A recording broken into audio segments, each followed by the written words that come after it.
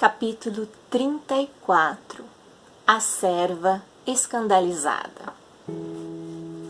Ante as exclamações de Dalila, a esposa de Azor, o tecelão, quanto às maldades de alguns publicanos de mau nome, que a haviam desrespeitado em praça pública, justamente quando procurava praticar o bem, relatou Jesus com simplicidade.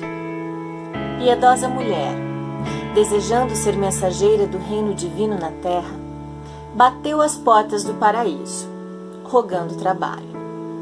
Foi atendida cuidadosamente por um anjo que lhe recomendou que visitasse uma taberna para salvar 2 homens bons, desprevenidos, que se haviam deixado embriagar, dominados por insinuações insufladas por espíritos das trevas.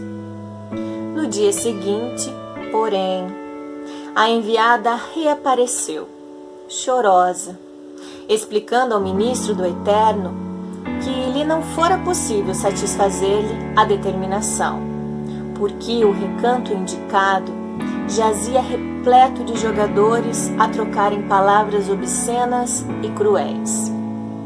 O anjo, então, mandou-a a um esconderijo em floresta próxima, a fim de socorrer uma criança desamparada. No outro dia, porém, a emissária regressou, alegando que não lhe fora exequível o trabalho, porque a furna ocultava vários homens e mulheres seminus, a lhe ferirem o pudor feminino. O administrador celeste, sem desanimar, designou-a para auxiliar uma senhora agonizante. Mas, decorridas poucas horas, a colaboradora voltou, ruborizada, ao ponto de origem, informando que não pudera nem mesmo penetrar o quarto da enferma, porque na antecâmara o esposo da doente, palestrando com certa mulher de baixa procedência, projetava um assassínio para a próxima noite. O prestimoso ministro do Alto, embora com algum desapontamento, determinou-lhe o auxílio a 2 homens dementes, situados em extenso vale de imundos. No dia imediato, a serva escandalizada retornava célere, esclarecendo que não conseguira alcançar o objetivo, porquanto os loucos viviam impressionados com cenas de vida impura, a lhe causarem extrema repugnância. O preposto do Altíssimo, depois de ouvi-la com manifesta estranheza, pediu-lhe para amparar uma jovem que se achava em perigo. Mas, em breve, regressava a cooperadora sensitiva, exclamando que a criatura mencionada podia ser vista numa festa desregrada, em repulsiva condição moral. E assim, a candidata ao trabalho celeste atravessou a semana inutilmente, cultivando a ineficiência sob variados pretextos. Todavia, procurando de novo o anjo para solicitar-lhe serviço, dele ouviu a exortação de que se fizera merecedor. Minha irmã, continue, por enquanto, desenvolvendo seu esforço nas vulgaridades da terra. Oh, e por quê? Indagou, perplexa. Não mereço abeirar-me da vida mais alta? Seus olhos estão cheios de malícia, elucidou o ministro tolerante. E, para servir ao Senhor, o servo do bem retifica o escândalo com amor e silêncio, sem se escandalizar.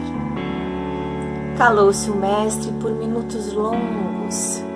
Depois, concluiu, sem afetação.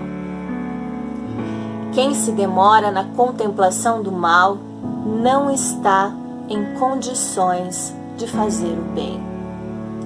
Os circunstantes entreolharam-se espantadiços e a oração final do culto doméstico foi pronunciada, enquanto lá fora, a lua, muito alva, desfazendo a treva noturna, simbolizava radioso convite do céu ao sublime combate pela vitória da luz.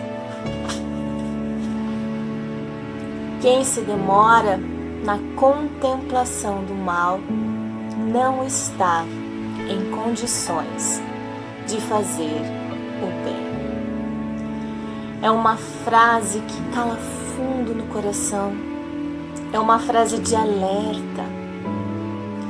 Ao ler e estudar esse capítulo, veio na minha frente uma imagem que eu gosto muito de usar. Se colocassem na nossa frente uma folha em branco e nela tivesse um pontinho preto, e quando fôssemos questionados sobre o que estamos vendo, certamente a nossa resposta seria: estou vendo um pontinho preto. Mas precisamos ver além.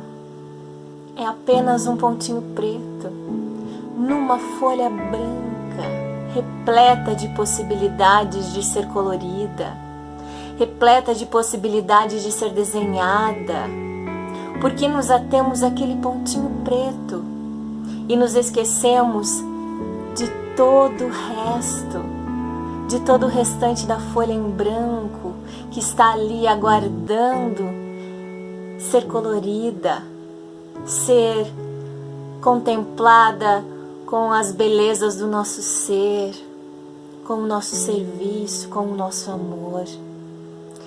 Que diante de situações que nos pareçam incorretas, que possamos levar à luz, que possamos ver as possibilidades de auxílio, que possamos ver nos irmãos que muitas vezes consideramos de má vida, alguém que está por um momento desvairado, perdido, e não cabe a nenhum de nós julgar, pois quantas vezes não estivemos nessa situação.